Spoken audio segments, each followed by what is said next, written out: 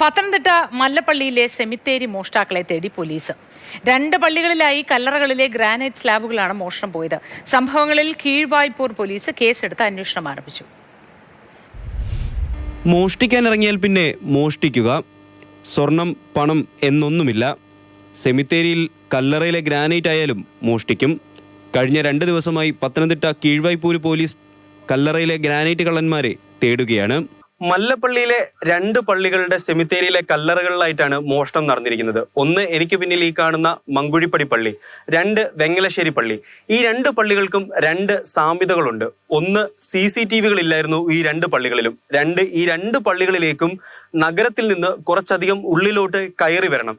ഈ 2 കാര്യങ്ങളും വ്യക്തമായി അറിഞ്ഞ ആളുകൾ തന്നെയായിരിക്കണം ഈ മോഷണത്തിന് പിന്നിൽ. മങ്കുഴിപ്പടി സഹിയോൻ മാർത്തോമ പള്ളിയിൽ നിന്നും 7 അടിയോളം നീളവും 2.5 അടിയോളം വീതിയുമുള്ള ഗ്രാനൈറ്റ് സ്ലാബാണ് മോഷണം പോയത്. വെങ്ങലശ്ശേരി പള്ളിയിൽ നിന്നും മോഷണം പോയത് 6 അടി നീളവും 3 അടി വീതിയുമുള്ള സ്ലാബ്. ഏകദേശം 10,000 രൂപയോളം വില വരും.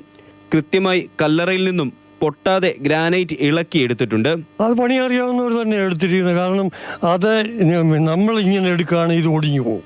ഇത് ചരിച്ചെടുക്കാതെ ഇത് കൊണ്ടുപോകാൻ ഒക്കത്തില്ല. അപ്പോൾ ഇത് പണി അറിയാവുന്നവരാണ് കൊണ്ടുപോയിട്ടുള്ളൂ. അല്ലെങ്കിൽ ഇത് ഒടിഞ്ഞ കഷ്ണങ്ങൾ ഇവിടെ കാണണം, തള്ളിയിട്ടേച്ച് പോകും. അപ്പോൾ പ്രൊഫഷണലായിട്ടുള്ള ആളുകളാണ് കൊണ്ടുപോയെന്നുള്ളതിന് ഒരു സംശയമില്ല. വെങ്ങലശ്ശേരി പള്ളിയിൽ മാസത്തിൽ 2 തവണ മാത്രമാണ് ശുശ്രൂഷയുള്ളത്. 2ാം ശനിയാഴ്ചയും 4ാം ഞായറാഴ്ചയും. 26-ാം തീയതി 4ാം ഞായറാഴ്ചയാണ് മോഷണം നടന്ന വിവരം അറിയുന്നത്. മങ്കുഴിപ്പടി പള്ളിയിലും ഞായറാഴ്ച നമസ്കാരത്തിന് ശേഷം കല്ലറയിൽ ചെന്നപ്പോഴാണ് മോഷണ വിവരം അറിയുന്നത്. പള്ളിയും ചുറ്റുപാടും നന്നായി അറിയുന്ന ആരോ ആണ് മോഷണത്തിന് പിന്നിൽ, അല്ലെങ്കിൽ കൃത്യമായി പഠിച്ചു നടത്തിയ മോഷണം.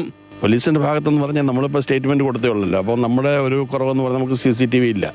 പിന്നെ ബാക്കിയുള്ള സ്ഥലങ്ങളൊക്കെ അവർ അന്വേഷിക്കുക എന്ന് പറഞ്ഞ് ഇവിടുന്ന് പോകുന്നത്. തീർച്ചയായിട്ടും ആ സംസാരത്തിൽ ഞങ്ങൾ ഇടപെടലൊക്കെ കണ്ടപ്പോൾ അവർ തീർച്ചയായിട്ടും നല്ല രീതിയിൽ ഇതിനെ മുന്നോട്ട് എടുക്കുമെന്നുള്ള വിശ്വാസിക്കും. പള്ളി അധികൃതർ കീഴ്വായ്പൂർ പോലീസിൽ പരാതി നൽകിയിട്ടുണ്ട്.